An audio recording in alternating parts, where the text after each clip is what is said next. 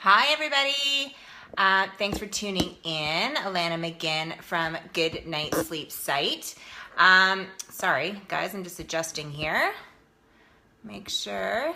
Very good. Okay, so I wanted to have this Facebook Live today because I wanted to talk about the cried out study that was that came out on Monday or Tuesday from Australia.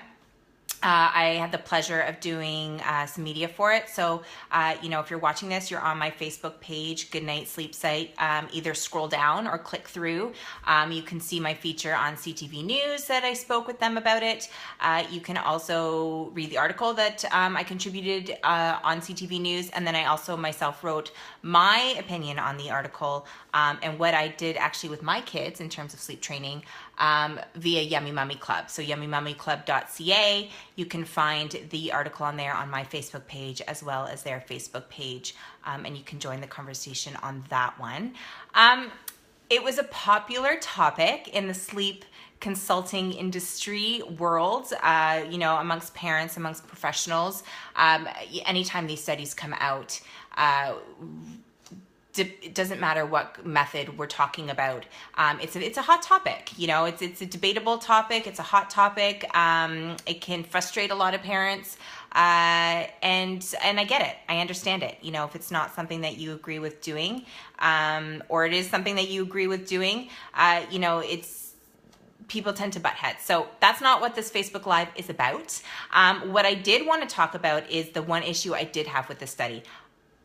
I like this study. I thought in terms of some of the studies that I've seen come out on both sides of the spectrum, no matter which method that they're discussing and researching and monitoring, I liked how they monitored this one. The sample size was small. I agree. Some of you guys mentioned that to me, and I completely agree with you 100%.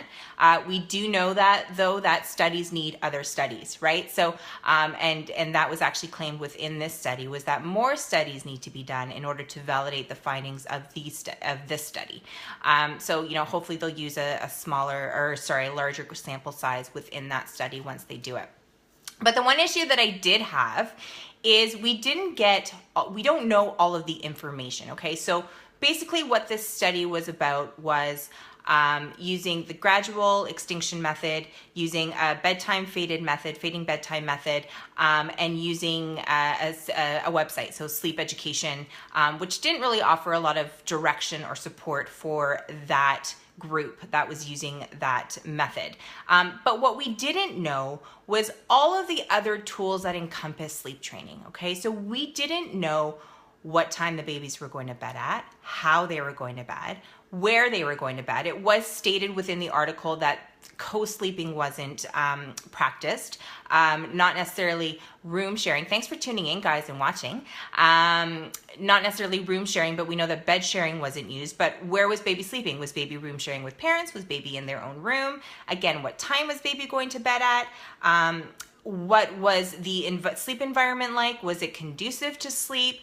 Was baby practicing a consistent sleep schedule? How was baby sleeping throughout the day? Why these things are important is because this is what sleep training is, okay? Sleep training isn't just the method that you choose.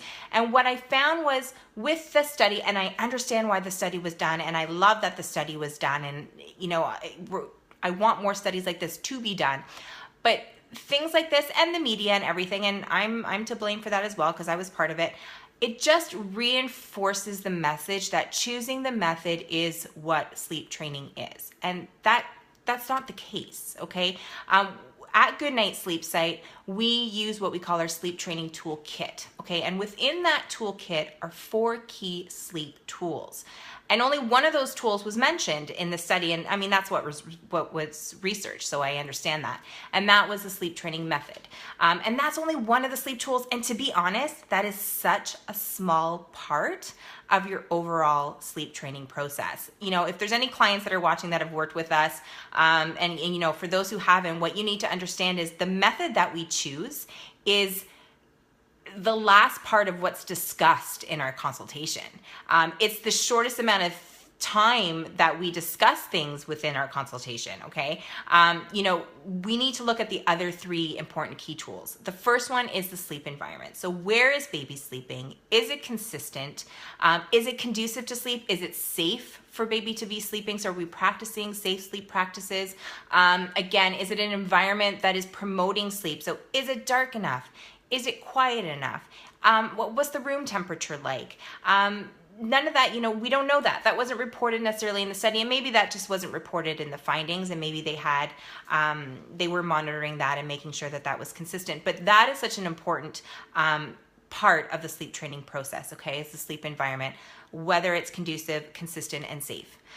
We also didn't know what was going on throughout the day. So what were there age appropriate nap times being created? You know, that's another part, that's another key sleep tool. So is baby being napped well throughout the day? Because we all know the better rested baby is throughout the day, the better they're gonna sleep at night, okay? So that could have played a part in one of the methods that they were researching and monitoring. You know, perhaps baby would have had less wakings if baby was sleeping consistently and on a more age-appropriate sleep schedule throughout the day. We don't know. That wasn't reported. So another sleep tool within the sleep training toolkit is baby being napped well throughout the day? Are we working with age-appropriate naps throughout the day? That's very, very important. And bedtime. What time is baby going to bed? You guys all know me, okay? I'm a early bedtime pusher, right? So I really focus on an earlier bedtime. So what kind of bedtime was being used throughout this study? And that's really a key tool in that sleep training toolkit is, are we working with age appropriate bedtimes? Is baby going down to bed and child going down to bed early enough and well rested? Okay, so that's super important. And then a bedtime routine. We all know how important a bedtime routine is, right? To help prepare our babies, to help calm them down, to help them, to cue them for sleep. So was a consistent bedtime routine being used with these babies, no matter what sleep training method that they were using? And the beauty about a consistent bedtime routine is no matter what method that you use, no matter how old your baby is, you can start a consistent bedtime routine from day 1, okay? Was that being included in the study as well? And that is the third sleep tool, key sleep tool that we use within our sleep toolkit. So the point of this video, the point of my message to you today is for everyone reading the information on the study, absolutely it's important to find out what method works best for your family's philosophy, for your comfort level, and for your child as well, okay? But that is only a small part of the overall sleep training process. And that's something that, you know, you guys need to understand, that there's more tools involved and more steps that you need to take. And sometimes just by working on sleep environment, just by working on, you know, age appropriate schedules, whether it be nap times and bedtimes, and making sure baby's well rested going down to bed, that alone can take care of some of those night wakings where we don't even have to choose a method, okay? So when you hear the term sleep training, please don't just think of what method do I have to choose, okay? Understand all the tools involved.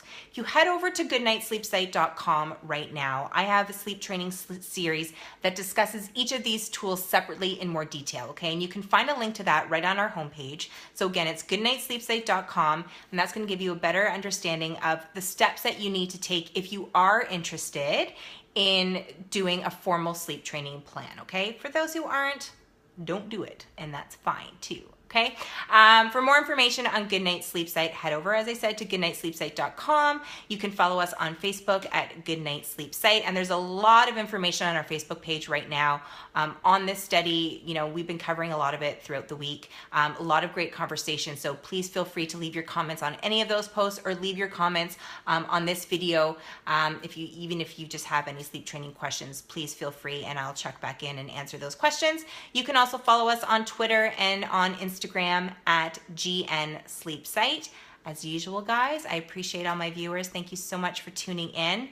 And yeah, just remember, it's not just about the method, okay? And whatever method you choose, there's lots of methods out there. Do your research, choose a method that works best for you guys. Thanks so much, guys. Bye-bye.